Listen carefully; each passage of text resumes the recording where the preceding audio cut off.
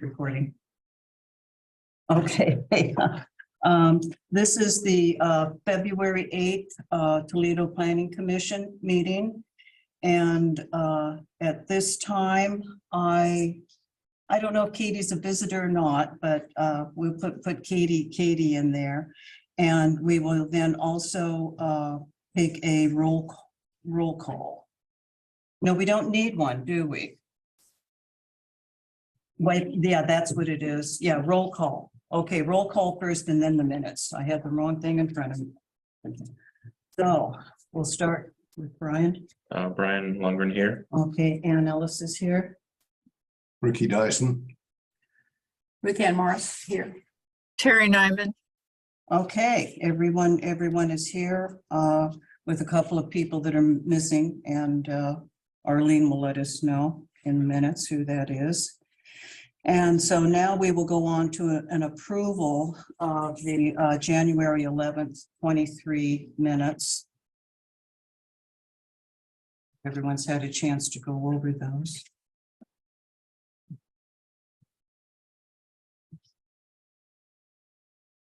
Well, would we have a motion to approve them? I wasn't here last time, so Okay, so Brian, I'll second it. okay. But that is You- for March, not February. It's been a long week. Yeah. I have a sick kid. Yeah, for February. Thank you very much, Ruth-Ann. Okay. So we need it, we have a second for that. I'll second it. Okay, to the minutes from the February 8th meeting. Stan, we'll take a vote. Those in favor of approving, yes? Yes. Okay, Aye. they stand. Aye. Thank you, Terry. They stand approved. Now, we will go on to the work session. All right, thank you. Thank So you. we have 3 chapters here, which seems like a lot, but 2 of those chapters are shorter, and they're also ones where we're kind of waiting for a larger update. Okay. I'll just note for the record that Cora. Yeah, sorry. I left my house way too late. I couldn't find my glasses. Okay. So chapter 16 estuary resources, and then chapter 17 coastal shorelands.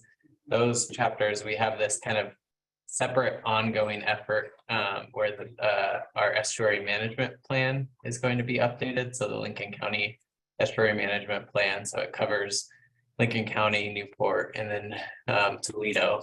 But that's kind of an ongoing process. That plan is, I think I note one change there. It says 40 years, but it's actually should say over 40 years now at this point.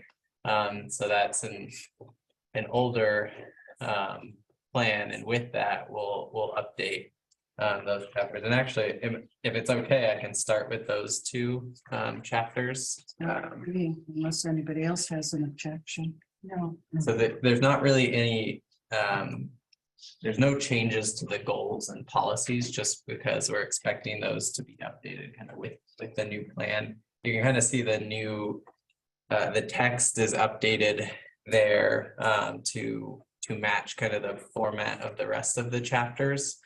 And that local context piece actually comes out of we had an inventory as part of the past comp plan. So I pull that out and kind of describe the local, that estuary management plan from 1982. It's older, and essentially what that plan does is it defines management units within the estuary. So there's development and conservation, the main development units, or management units. So it's basically defining the different areas, whether they should be focused on conservation or focus on development. Within Toledo's urban growth boundary, most of our management units are designated as development. And then we have kind of a list of the different management units that come with that are kind of applicable to Toledo, because it includes, as I mentioned, Newport as well. One thing that with the current plan as it is, it's kind of just this massive document, and it's not really very user friendly at this point. So hopefully with that update, it'll become a more user friendly document moving forward. And it's for estuaries. Like I did bold this because I thought it was very important in terms of what we're trying to get at with goal 16, but it's kind of the environmental, economic, and social values of the estuary, because an estuary kind of covers each of those, and each are really of equal importance in terms of protecting. So there's the economic piece. We have the port and other uses that use the estuary, and then just the environmental piece as well, in terms of kind of what the estuary does to in terms of like clean waters, and then also social. So it's you have a lot of walking paths or different things in terms of the social aspect as well. We're again no updates here, and then also in terms of coastal shorelands, you think, oh, we're not necessarily directly on the coast, but goal 17 does apply to Toledo. And it actually, in terms of goal 17, it's often thought of approximately from the ocean to the foothills. So it covers, goal 17 does cover quite a bit of area. It's not that it just goes to Toledo and stops. It does go further inland as well. And then goal 17 would be updated kind of at the same time, and it's kind of focused on those adjacent, a lot of, for Toledo, the adjacent wetland areas to the estuarine resources. Can I just add that Jonathan checked in just a few minutes ago? Oh, okay, thank you. We have everyone's here. But any questions? Or I'm thinking in terms of in the future, what would be good is to get some DLCD presented to the city council back in 2021. But I think it would be good to have them come and present again to maybe planning commission or possibly city council, where planning commissioners could sit in just to get a more detailed update on where that process currently is. And I reached out to one of the consultants that was helping last week, but I haven't heard back from him yet in terms of a more detailed timeline of when it'll be completed. But I doubt before, in terms of the timing, it'll be that we update our comp plan, and then a year or two later, we'll have to come back and look at these 2 chapters for review, just based on the timing. And that'll be similar to like a transportation system plan. When we go through that transportation system plan update, we would at the same time be updating our goal 12 as well. So, and that's something that's pretty common, that you update the comp plan, and then as you're moving through that, you can update certain chapters as you get more detailed information. But the only text update from the draft that I had, it says at almost 40 years old in terms of, in the Article 16 local context, the first paragraph, it says almost 40 years old, but it should say over 40 years old.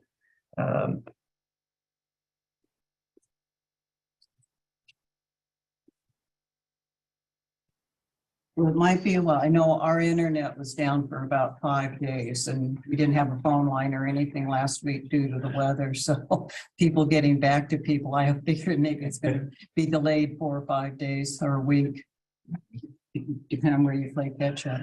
Yeah, I can call them, or also called Department of Land Conservation and Development too, because it was originally, I think NOAA funding that kicked it off, and DLCD was I want to say one of the lead applicants, so I can check in with DLCD too to see kind of where that process is, but it's not a simple update to go through.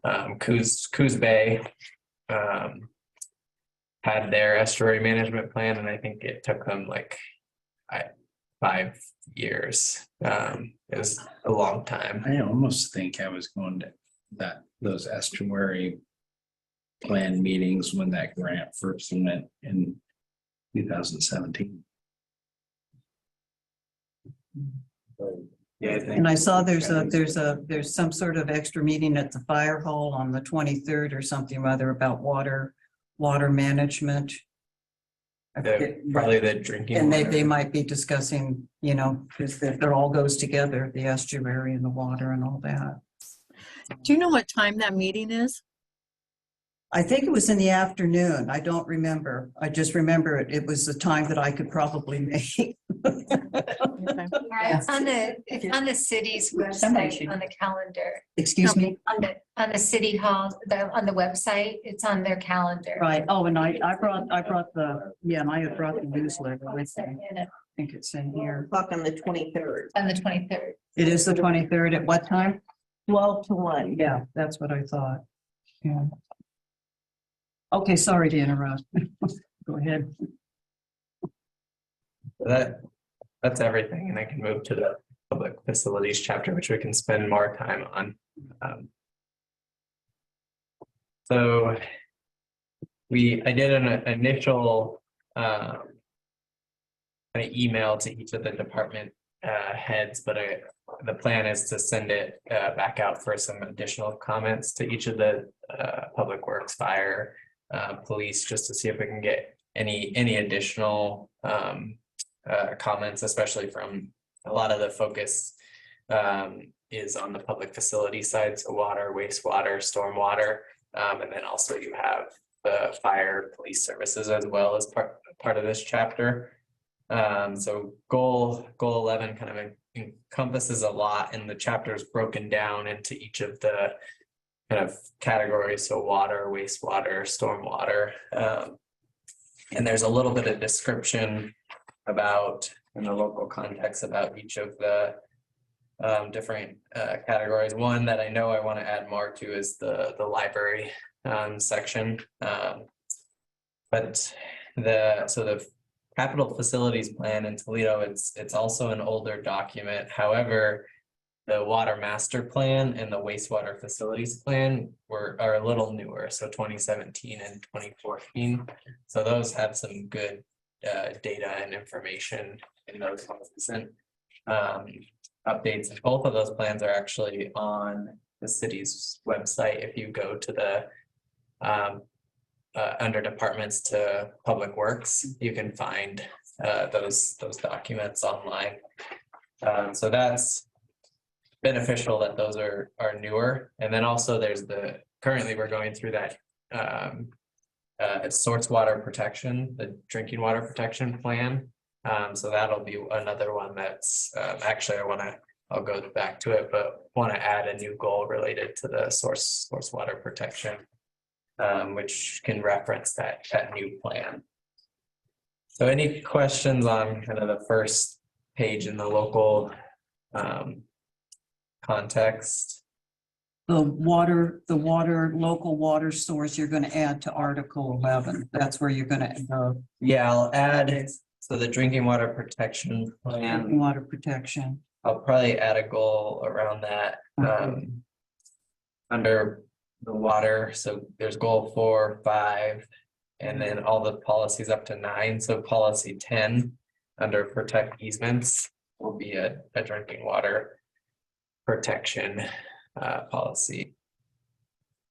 And that one will be nice because it'll have that recent data associated with it.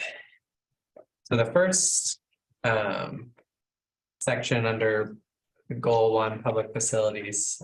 So it says provide reliable, high quality, efficient, cost effective public facilities and services for the residents of Toledo. And then goal 2, which is I think relatively related, but plan, develop, maintain an orderly and efficient arrangement of public, urban level facilities and services, to serve as a framework for urban development within the city of Toledo and, the urban, growth, boundary. So the kind of where I've added the most here is kind of more, general goals that cover each of the services. So policy one is around being a full service city, so maintain and enhance the city's role in the provision of complete public services. And that does include police and medical as well. And then policy two, service provider coordination. So in here, there wasn't a lot around coordination, but this is something that is already happening where there's department head meetings. But collaborate with service providers on extension of public facilities, utilities and services, and prioritize capital expenditures. So that prioritize capital expenditures, our capital facilities plan is older, but in each of those, the water master plan, there's different projects that are associated with those plans in terms of priorities.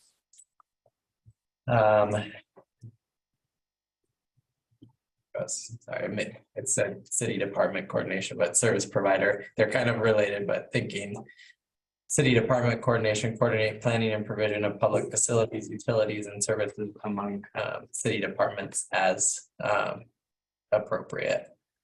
And then policy four is actually, we have a lot about our water master plan later, but I wanted to change this to actually, we have a building facility plan to have this goal actually focus on that building facility plan, which actually is from 2012.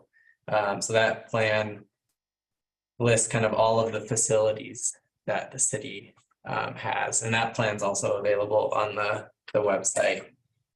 And then regulatory consistency. So with water and wastewater, there's certain DEQ requirements and other requirements that have to be met. And then just data and information exchange. And then one policy I would like to add that I didn't propose here was around water rates and STCs, so financial stability. So talking about how we have a rate study that was completed in 2020, right, Arlene? I think it was recent. So the city completed a rate study. So essentially that was to make sure that the current water rates increase at a certain percentage to make sure that there's enough funds to maintain high quality services. So there's the water rates, and then there's also SDCs, which when you build a new home, there's fees associated.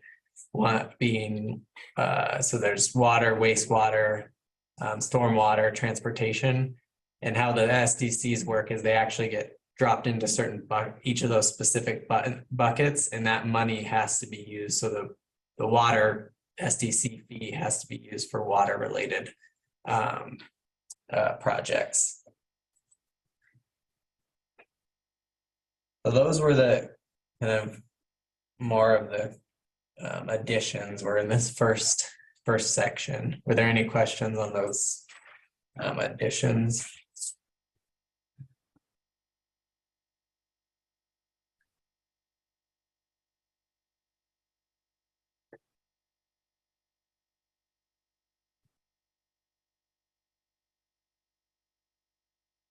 When are they going to wait? When evaluate the next, what the rate should be? Do you know? Is that on? Rate hike.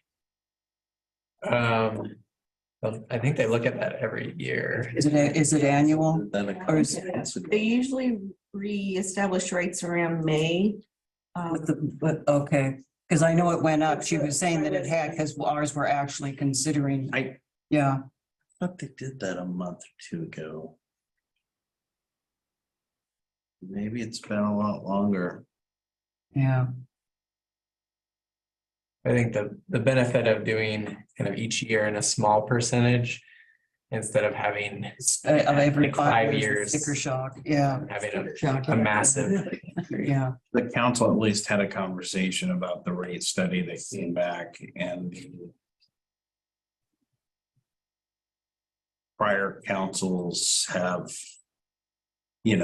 done minimal rate increases. Yeah, it seems to me, I remember They a year or needed two ago, we, more yeah, significant rate increases to have the money to. yeah, there had been like a 3 cent because we needed from 14 to 7 or something. It seems a couple of years ago. Yeah, there one of the was a joint meetings. conversation amongst the council that's been since I've been back and. Yeah, okay, I was just, 22, yeah, it annual seems seems like it right. was more recent, but maybe it Who wasn't. knows? Okay, I was just curious.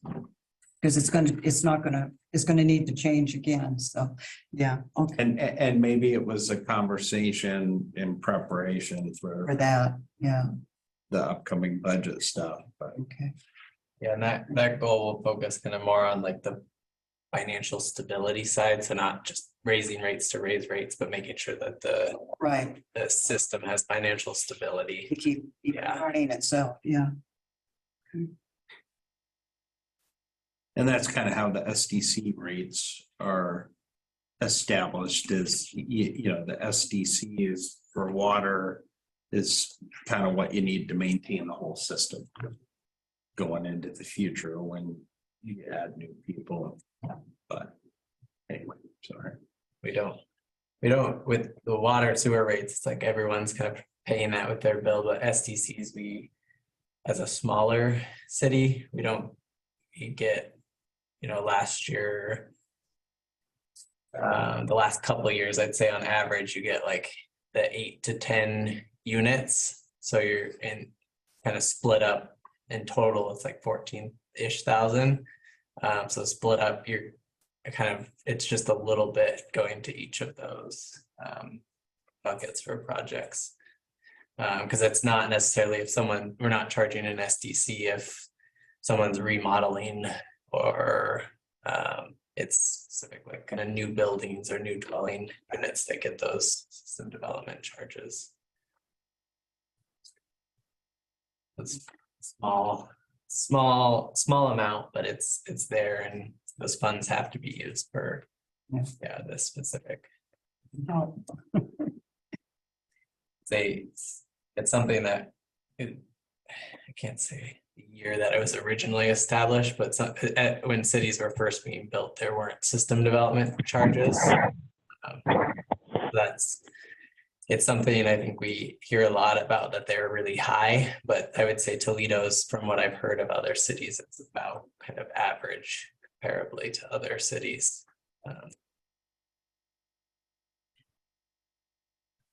And those are something that actually in the housing capacity analysis that was recently completed was something that could be looked at, because the SDCs, we can't necessarily waive fees, but you can, if you do a study, you can adjust the rates. So a smaller house could have a lower rate than like a 3,000 square foot mansion being built. So if someone was building more of a starter 1,000 square foot home, that the SDC fees could be less.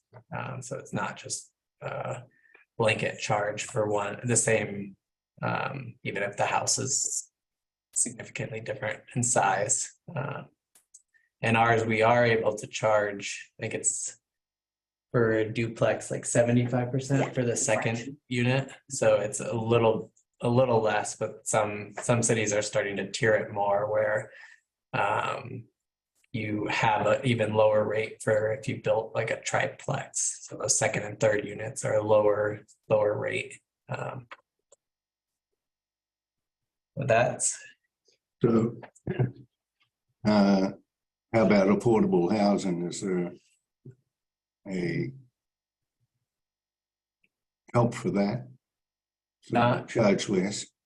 for So- affordable housing? so with system development charges, they can't be waived in terms of like a project came in and you completely got it waived, because you have to keep that balanced essentially in the checkbook or in the budget. But fees And if council, it would have to be a council decision to provide funding to support SDC fees for a certain project. But there is, in the code, there are financing options, so you don't have to get the sticker shock necessarily of the full amount, but it could be paid off over a number of years as well as an option. So yeah, it's kind of, it can't just be waived, but there is, I guess, the potential where council could, but it would have to come out of the general fund to balance that. Hopefully that makes sense. So can I say something? This is Terry. So I've been hearing from a lot of clients that the water service charges are extremely expensive. Do you know how we rate with other small rural areas like ours? You know, comparisons.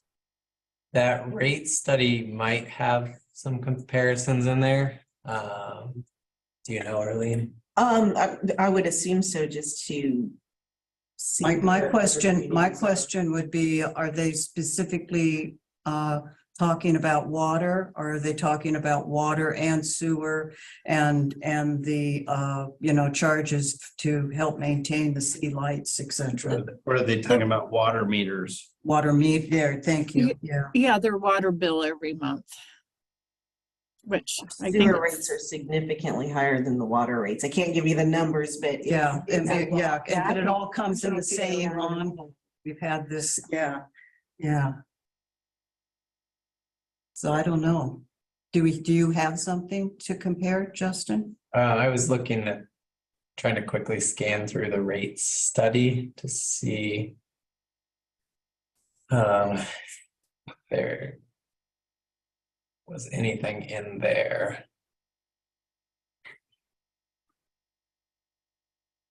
I'm not seeing anything jump out, but it's also a 50-page document to scan through. Darn it.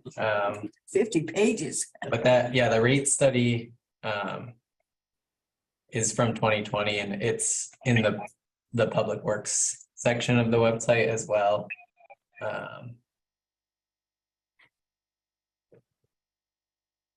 And so maybe there's something in there we can kind of dig. Arlene and I can maybe dig later. Thank you. That'd be great. I've heard the same sort of rumble. Yeah. Talking to people who, I have. you see people building and so on, and that's a common complaint that, considering the size of the city and so on, that the rates seem to be excessively high. Toledo has enough water though, right? I mean, I'm not on the city water, so that's why I'm kind of asking these questions, but I've never heard of, like a lot of places now, because of how hot the summers are being, they're having to ration water. Toledo has significant water rights, both from the Slats River and from Mill Creek.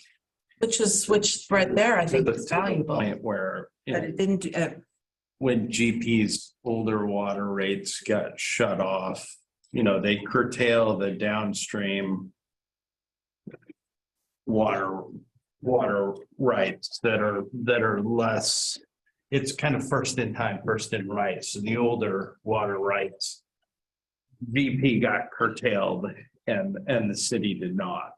And their pump station is up by ours on the Slats River. They're, probably from this wall to that wall. They're not far from each other at all, but the city hasn't had any issue With the amount. capacity. yeah. Yeah. Okay. So there, No, that's good though. Yeah, but I would suggest that people, maybe see what's happening to Lake Powell and the Colorado River and all of the people and the irrigation that is going on there. And, I just think people should perhaps be aware of that.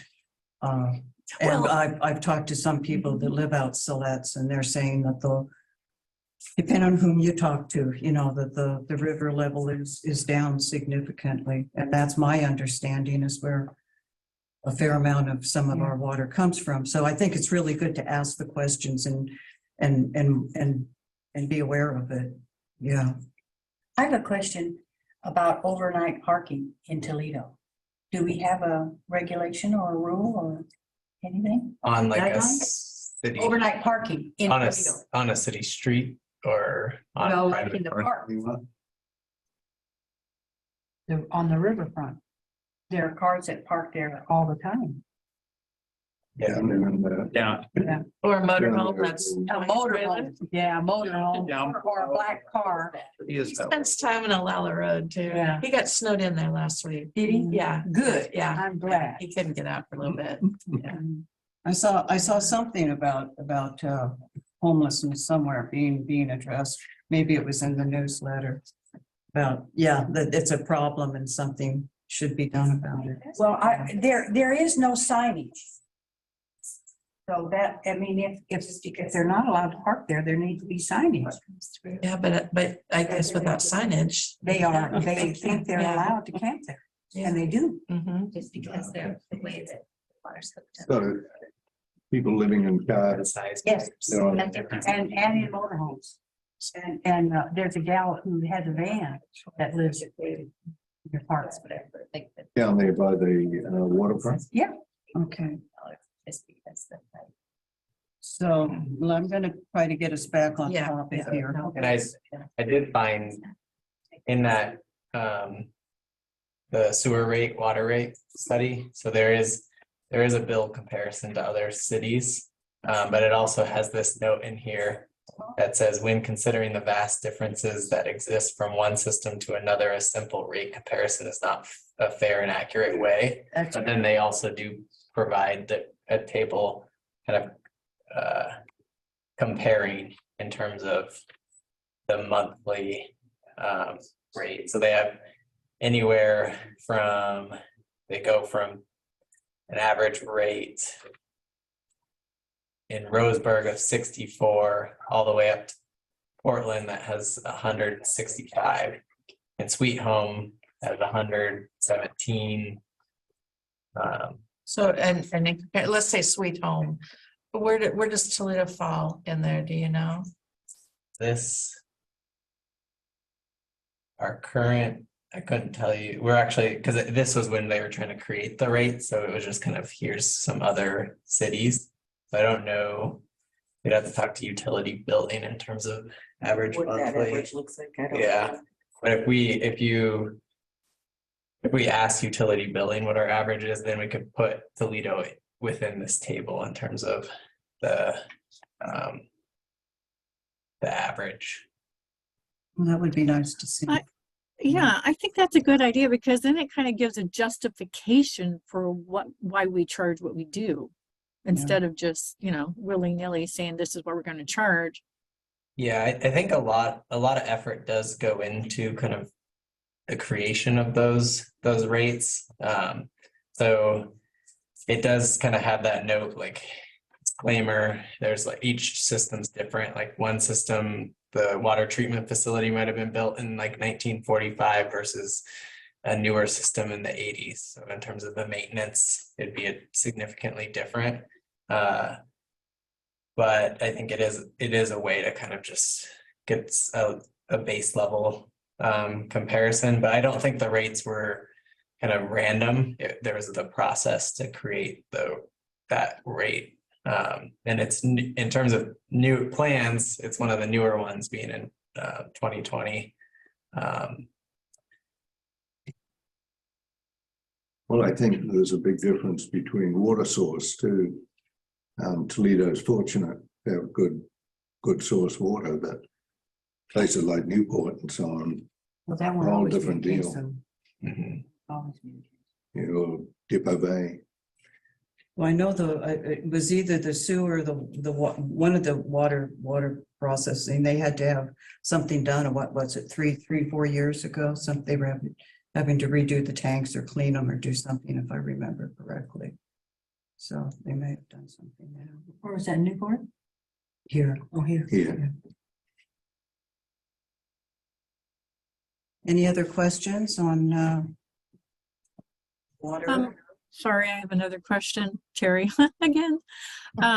So when I was reading through some of this earlier today at my office, I noticed it alluded to the Public Works sends out a water quality report once a year, but I don't remember seeing that. You know, I mean, I don't remember getting it in the mail. So am I fuzzy or, I mean, do you guys remember receiving a report? I don't know if it gets directly sent, but it is something that gets, each year it gets posted on the website. Yeah. Oh, Press post it. releases, it goes in the water. There's usually a little note or comment page or block on the water bill. And it gets in a newsletter once or twice in the month of May, June. So we try to get the word out there, but we stopped doing the bulk mailing probably 5 years ago or better. But that saves some money. It's a lot. Oh, So okay, we so try to then, get the word out as much as we can with the newsletters, with the webpage. But it is released every May. on the website. Yes. Okay, thank you. While we're on the newsletter, I forgot to mention last month that I really like the haiku that was in there from that was last month, right? I meant to say something, so there. Kudos to the haikus. Okay. So that's probably everything on the water side.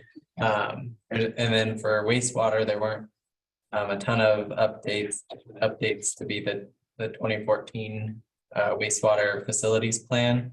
And then under policy 2, that was the title description says water conservation, but I'll update that because that was a typo and could be related to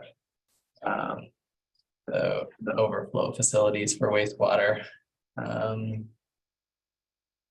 You'll notice that a lot of the water, wastewater policies follow like a similar theme. So like efficient connection of new development, equitable share of cost. And like a lot of that is very similar to the water policies, but then specific to wastewater. And then for storm drainage, actually, something that was mentioned in the previous plan was talking about having a stormwater management plan. And that's something that the city still actually does not have, is an actual like full stormwater management plan for the entire city. So that's something in terms of that still should be kind of marked as a priority. And Arlene let me know today that it is called out in our SDCs as a project. So that could be something that those SDC fees for stormwater are used for a stormwater master plan. Because then in that master plan, the kind of projects would get prioritized in terms of what should be updated. And I think at the same time or similar, it'd be good to do a local wetlands inventory at the same time or similar as the stormwater management plan, because we look at the data that we have for our wetlands is actually the statewide wetlands map, which is relatively accurate, but a local wetlands inventory narrows it down much further. Would that be like in the natural drainage ways? Is that where you'd add that? Yeah, and I think it would be, good to mention too. We will actually in one of the next chapters we go over goal 5, talk about updating the local wetlands inventory. But I think it'd be good to talk about it here in the natural drainage. Now, is that something that wetlands inventory, that's not anything you have to hire out to do, is it? It is. Oh, it is. It's Yeah. one of those. Okay. Yeah.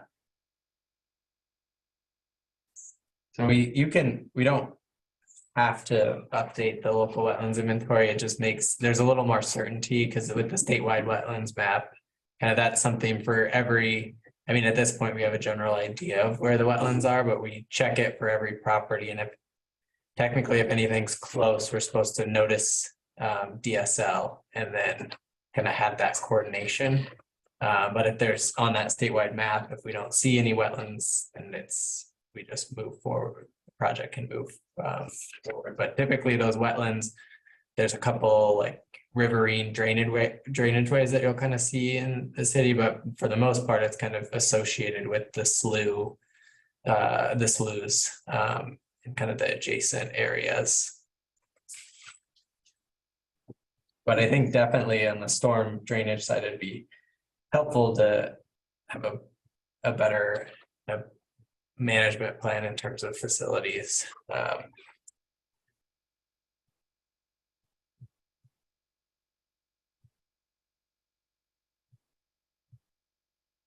That's what I have for storm drainage, and for police, fire, and schools. There was just one kind of addition that I had proposed around school access planning. But now something that's more prominent that we know about are the kind of safe routes to school. So collaborate with education providers to facilitate safe routes to existing schools, and to consider safety and access when determining attendance boundaries, new school locations, and school designs. So one of the benefits of both locations of the schools is they're I consider them safe areas in terms of tsunamis and kind of higher areas, but it does make school access challenging in terms of safe routes to school. So that's why we did apply for that safe routes to school grant for new sidewalks, and probably will apply again in 2024 when those grants are available again. But I think that's something that would be good to add there.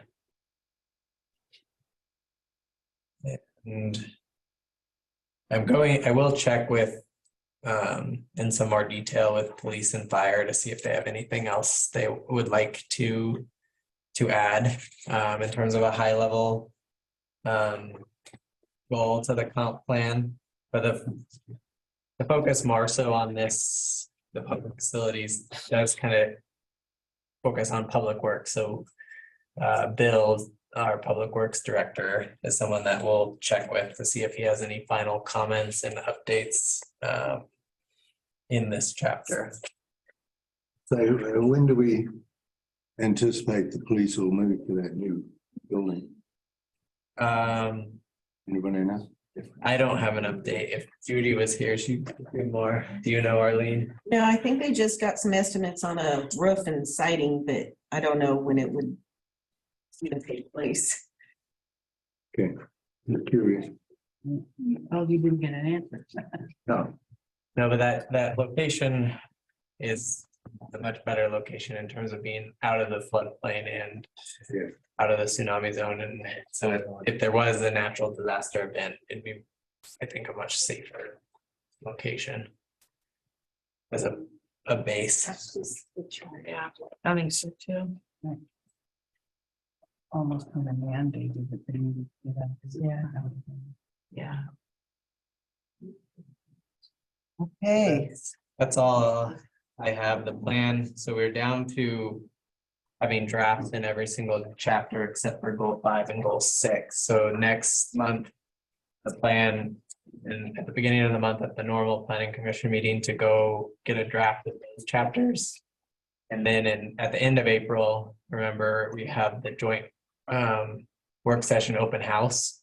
So the format of that is likely, I haven't finalized it, going to be more open house where you walk in. There's a poster board where probably I'm there kind of giving them some background, and then we can kind of send people around the room to view some maps, provide comments on kind of just thinking of. are you gonna set that up in here? Yeah, probably in here, or potentially the fire hall. I haven't finalized the location, but probably here, where people can, look at maps and start to look at those drafts. We could put arrows on the floor. Yeah, there you go. Yeah. Then funnel people around. There you go. But Yeah. that's kind of the plan, more open house style, and then we'll coordinate with DLCD on getting some comments as well on the chapters, and then probably sometimes late summer we'll have like a final work session presentation. And then we're into adoption November, December, hopefully, in terms of timing. But that's where we are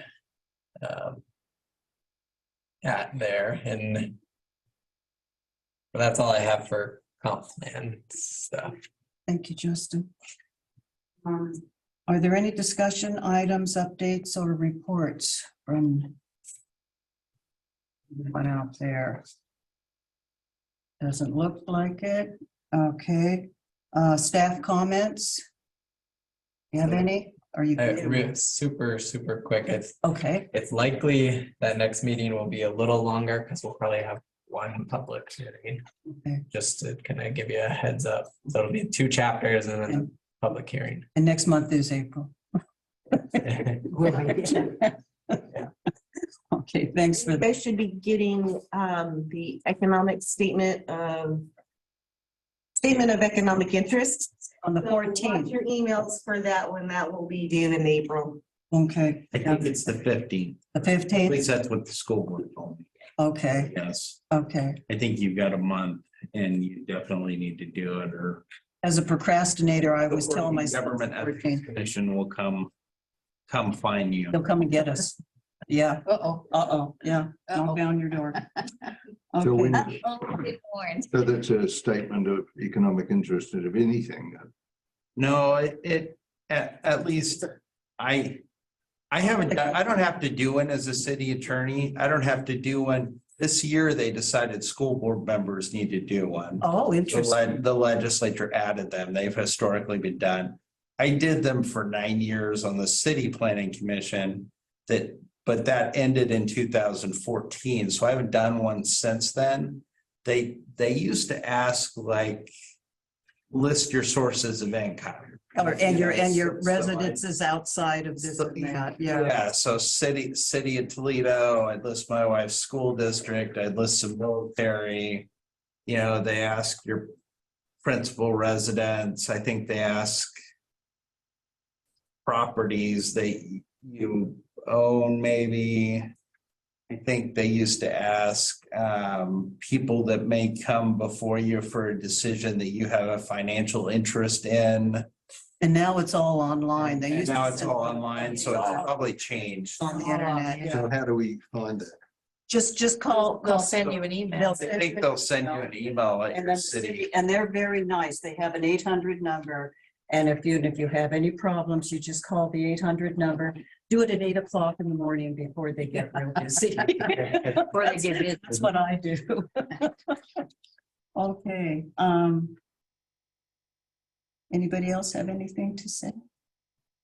Okay, everybody be safe and stay warm And drive careful. and drive careful. The meeting, Well, it's got to warm up, doesn't it? I hope I so. mean, aren't we, isn't it time? It might be. We're over, we're closed.